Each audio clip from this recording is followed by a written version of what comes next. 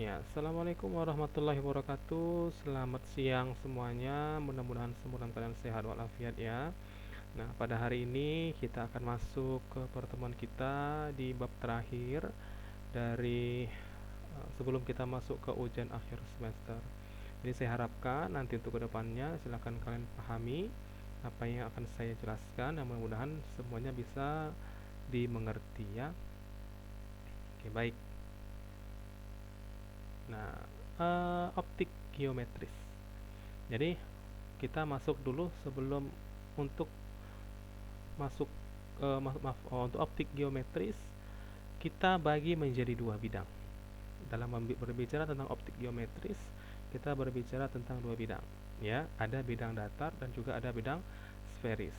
Bidang datar itu yaitu bidang yang permukaannya datar. Yang sudah jelas ya, bidang yang permukaannya datar. Sedangkan bidang sferis itu adalah bidang yang membentuk sebagian dari bola.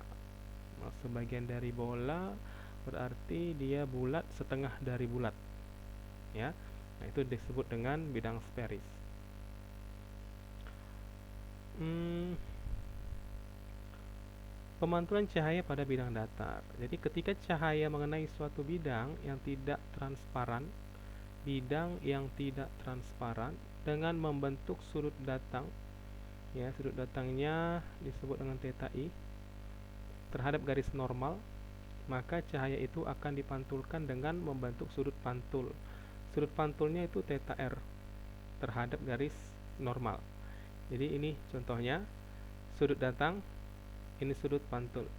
Tengah-tengah ini itu disebut dengan garis normal. Ya, ini garis normalnya. Jadi jika bidang tersebut merupakan bidang datar, ini bidang datar, yaitu bidang yang permukaannya rata, maka berkas sinar datang dan berkas sinar pantul berada pada bidang yang sama dan besar sudutnya akan sama dengan besar sudut pantulnya. Besar sudut datang sama dengan besar sudut pantul. Jadi sini sinar datang, ini sinar pantul. Sudut yang dihasilkan pada sinar datang terhadap garis normal dan juga bidang datar besarnya akan sama dengan sudut dari sinar pantul yang dihasilkan dari yang dihitung dari uh, bidang antara di titik normal atau garis normal terhadap bidang datarnya. Sudut datang itu sama dengan sudut pantul. Nah, jika sudut datang sama dengan sudut pantul, ini disebut dengan hukum pantulan. Ya, untuk bidang datar. Ketika cahaya mengenai bidang datar yang transparan atau tembus pandang, selain berkas cahaya dipantulkan, maka sebagian berkas cahaya juga akan diteruskan. Ya, contohnya ya cermin lah, cerminnya karena tembus, sebagian akan dipantulkan, sebagian akan diteruskan.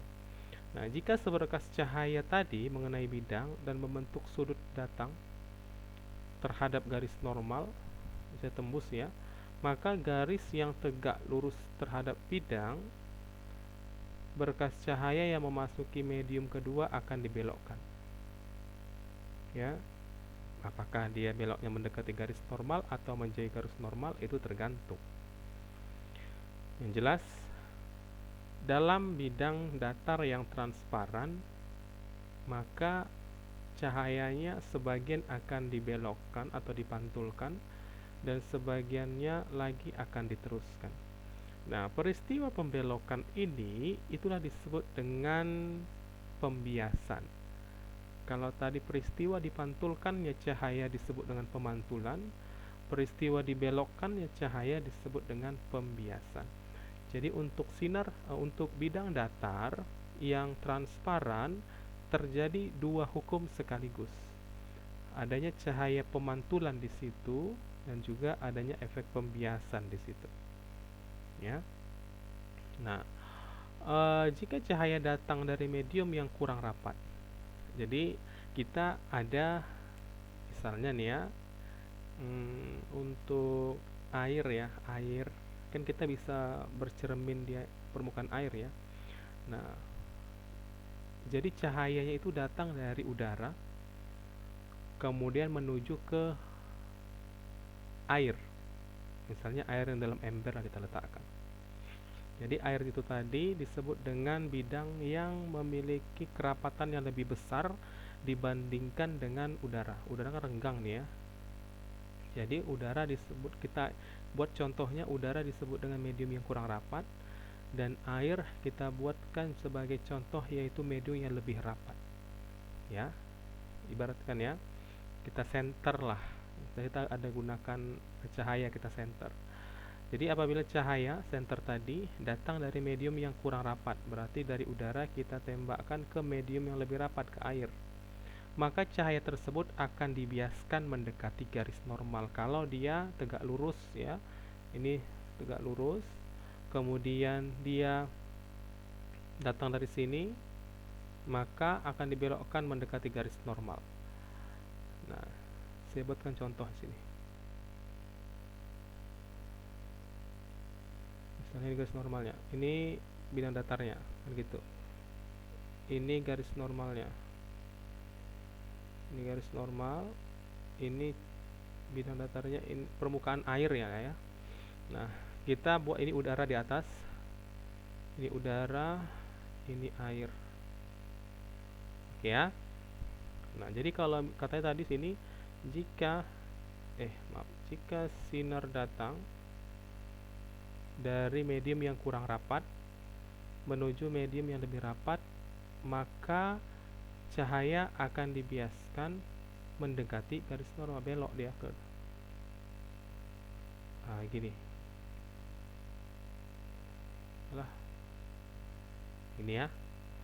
Sebaliknya kita buat, kalau datangnya dari sini, nggak bisa pula lurus ya. Nah, akan menjadi garis normal. Kemarin dia belok, ini garis normalnya, jadi menjauhi garis normal. Kalau di ini tadi mendekati garis normal, ini menjauhi garis normal. Oke ya. Nah, baik.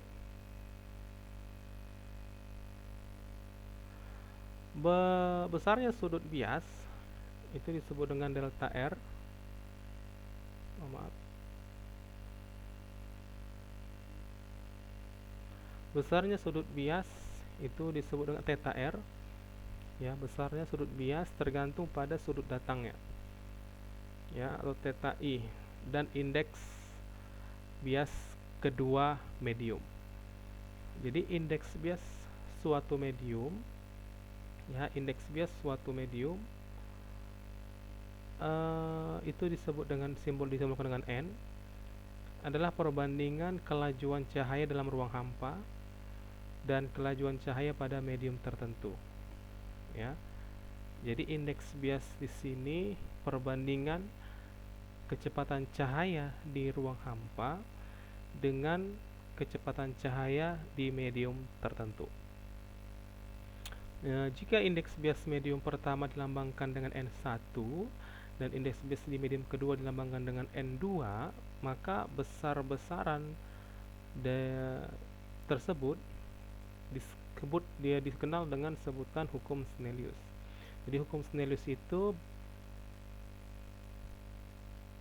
dibuat seperti sin theta yang pertama dibagi dengan sin theta yang kedua sama dengan kecepatan cahaya yang pertama dibagi dengan kecepatan cahaya yang kedua sama dengan indeks bias medium yang kedua dibagi dengan indeks bias medium yang pertama. Jadi dari hukum Snellius itu, jika N2-nya lebih besar daripada N1, maka delta R-nya lebih kecil daripada delta I. Ya, jadi cahayanya akan dibiaskan mendekati garis normal. Kalau jika N2-nya lebih besar daripada N1, maka cahaya akan dibiaskan mendekati garis normal. Tapi jika N2-nya lebih kecil daripada N1, maka cahaya akan dibiaskan menjauhi garis normal. Itu hukum Snellius untuk menentukan apakah dia mendekati garis normal atau menjauhi garis normal. Dan kita juga bisa menentukan berapa besar sudut yang dihasilkan dari pembiasan dengan menggunakan hukum Snellius ini. Nah, ini beberapa contoh soal, coba nanti dikerjakan ya. Nah, yang contoh soal yang pertama, dengan rumus yang tadi, cahaya dengan frekuensi sebesar 5,8 kali 10 pangkat 14 Hz merambat pada sebuah balok kaca dengan indeks Base-nya sama dengan 1,52, maka berapakah panjang gelombang cahaya pada kaca tersebut? Itu yang pertama. Yang kedua, jika seberkas sinar cahaya mempunyai panjang gelombang 650 nanometer dalam ruang hampa, maka tentukanlah berapa besar laju cahaya tersebut dalam sebuah cairan yang memiliki indeks bias. Ya, coba dikerjakan. Jika tidak bisa, maka silakan ditanyakan di kolom komentar. Oke, baik, saya lanjutkan. Kita sekarang masuk ke pemantulan cahaya pada bidang sferis. Ya, bidang sferis yaitu bidang yang membentuk sebagian dari bola. Jadi bidang sferis ini dapat berupa cermin cembung dan juga cermin cekung. Ya, jadi bidang sferis dapat berupa cermin cembung ataupun cermin cekung. Bidang pantul sferis disebut cermin cembung jika pantulannya terjadi pada bidang yang dari luar dari bentuk sferis. Sedangkan bidang pantul yang pantulannya terjadi di dalam, maka disebut dengan cermin cekung. Jadi seperti ini. Pantulannya sebelah luar, itu disebut dengan cermin cembung. Sedangkan dari dalam, itu disebut dengan cermin cekung. Jadi dilihat dari pantulan cahaya yang datang dari mana. Kalau dia datangnya dari sebelah luar, maka dia disebut dengan bidang cembung. Sedangkan dia jika datangnya cahaya itu dari sebelah dalam, maka itu disebut dengan bidang cermin cekung. Oke. Nah, ketika cahaya mengenai sebuah cermin cekung ya, di mana jarak cermin tersebut kecil jika dibandingkan dengan jari-jari kelengkungannya, maka berkas cahaya yang mengenai cermin cekung tersebut akan dipantulkan dengan jenis-jenis sebagai berikut ini. Yang pertama, berkas cahaya yang sejajar dengan sumbu utama. Jadi dia akan dipantulkan melalui titik fokus. Kalau dia sejajar dengan sumbu utama, dipantulkan melalui titik fokus. Jika berkas cahaya melalui titik fokus, ya, jika berkas cahayanya melalui titik fokus, maka berkas cahaya tersebut akan dipantulkan sejajar dengan sumbu utama. Yang ketiga, jika berkas cahaya yang melalui titik pusat atau tegak lurus terhadap cermin, maka akan dipantulkan melalui titik itu juga. Ya, itu adalah ketiga bagian jika cahaya itu dipantulkan dengan menggunakan cermin cekung. Jadi ada tiga karakteristik yang perlu dipahami bagaimana hasil pemantulan daripada cahaya-cahaya tersebut jika cahaya itu melalui atau dipantulkan melalui cermin cekung. Untuk bayangan pada cermin cekung ini merupakan perpotongan cahaya, ya, perpotongan dari cahaya di mana titik-titik bayangan itu dapat membentuk ketiga berkas cahaya yang di atas. Ya, itu disebut dengan karakteristik cermin cekung. Nah, jika kita meninjaunya kepada sebuah cermin cekung dengan jarak benda, ya, berarti jarak benda dari pusat cermin, ya, itu disimbolkan dengan D0. Sedangkan jarak bayangan terhadap pusat cermin itu disebut dengan D1. Kemudian jarak fokusnya kita simbolkan dengan F. Jadi D0 itu jarak benda ke cermin, DI jarak bayangan ke cermin, dan F jarak fokus benda. Jadi dapatlah disimbolkan atau didapatlah rumusnya untuk menentukan persamaan tersebut. Ini khusus untuk persamaan cermin cekung, ya. Maka 1 per D0 ditambah 1 per DI itu sama dengan 1 per F. Ya, 1 per jarak benda dari pusat cermin ditambah dengan 1 per jarak bayangan dari pusat cermin itu sama dengan jarak fokusnya masing-masing. Ya, jadi dimana kalau D0 dan D1 nya ini bernilai positif, manakala benda dan bayangan terletak di depan cermin cekung. Jadi nilai D0 dan D1 akan bernilai positif kalau bayangannya itu terletak di depan cermin cekung. Nah, kalau D0 dan DI-nya bernilai negatif, maka benda dan bayangannya itu terletak di belakang cermin cekung tersebut. Ya, perhatikan di mana posisi benda dan posisi dari bayangannya. Jika dia di depan daripada cermin cekung, ya, jika di depan daripada cermin cekung, maka dia bertanda positif, dan jika di belakang cermin cekung maka dia akan bertanda negatif. Nah, untuk menghitung perbesaran bayangannya, maka M sama dengan negatif DI per D0. Jarak bayangan ke pusat cermin dibagi dengan jarak benda ke pusat cermin, sama dengan tinggi I, tinggi bayangan, dibagi dengan tinggi benda. Jadi M itu adalah perbesaran bayangan, HI itu adalah tinggi bayangan, dan HO0 itu adalah tinggi benda. H0 itu kita anggap bernilai positif, maka HI akan bernilai positif. Ya, jika HI bernilai positif, maka bayangannya akan tegak relatif terhadap benda. Sebaliknya, jika bayangan berkebalikan terhadap benda, maka HI bernilai negatif. Nah, tadi kita berbicara terhadap cermin cekung. Sekarang kita masuk ke bidang sferis yang berupa cermin cembung. Untuk cermin cembung di sini, jarak fokusnya itu harus dianggap negatif. Kalau tadi cermin cekung, jarak fokusnya itu tetap normal positif, ya. Kan tadi didapatkan bahwa persamaan untuk cermin cekung adalah 1 per D0 ditambah 1 per DI sama dengan 1 per F. Maka untuk cermin cembung, maka rumusnya, persamaannya itu didapatlah menjadi 1 per D0 ditambah 1 per DI sama dengan negatif dari 1 per F.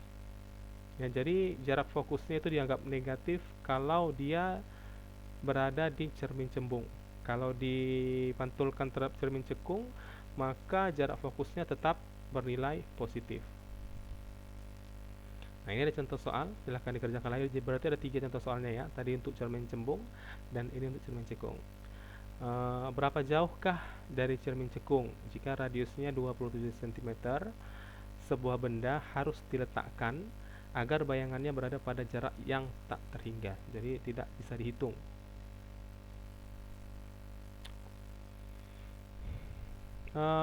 Salah satu contoh bidang sferis, ya.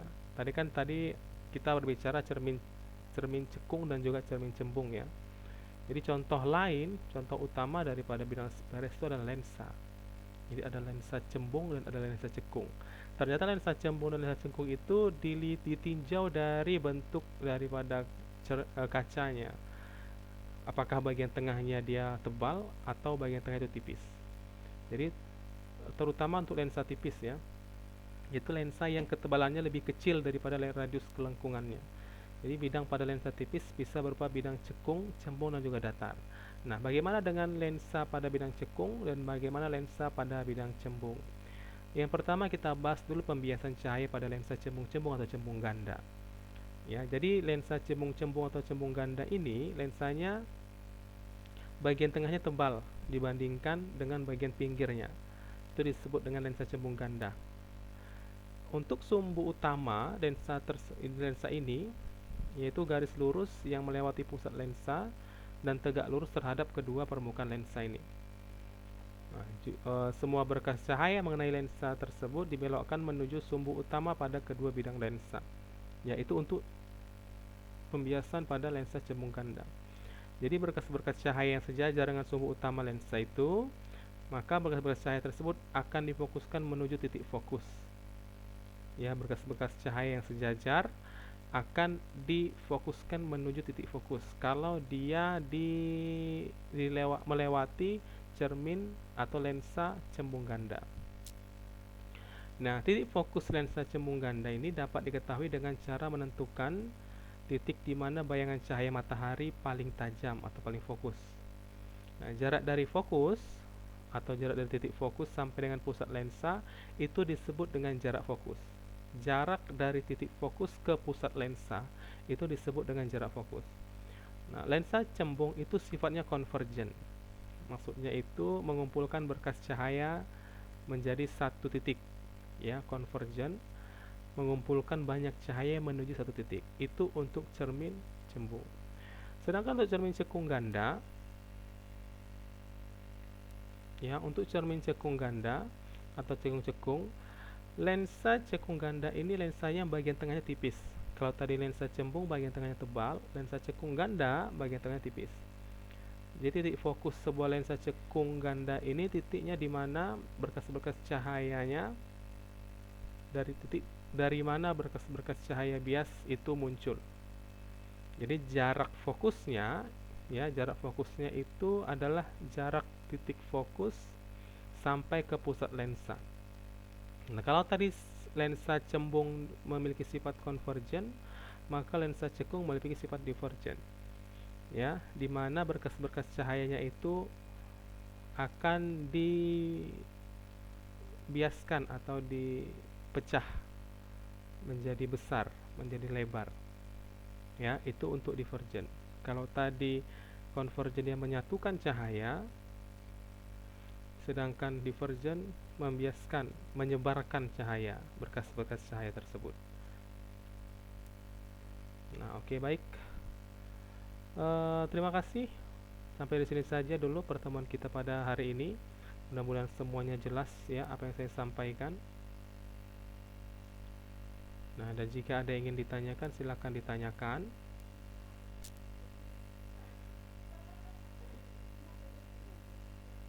Mudah-mudahan apa yang saya sampaikan semuanya jelas. Silakan semuanya diketiklah di dalam kolom komentar apa-apa saja yang ingin kalian tanyakan. Nanti kita akan diskusikan langsung di kolom komentar apa-apa saja yang akan kalian tanyakan tadi. Ya. Nah, baik, jangan lupa juga dikerjakan tugas dan kuis yang telah saya buat sebelumnya. Saya harap jangan sampai ada yang tidak mengerjakan kuis dan tugasnya. Seperti sudah janjikan yang kemarin pada saat kita berjumpa bertatap muka. Saya harapkan benar-benar ditepati janjinya, ya. Jangan ada yang tidak mengerjakan kuis, apalagi yang tidak mengisi absen. Saya sudah mengingatkan kemarin pada saat kita tatap muka. Oke, baik. Sampai sini saja dulu pertemuan kita. Maka saya akhiri. Assalamualaikum warahmatullahi wabarakatuh. Selamat siang semuanya.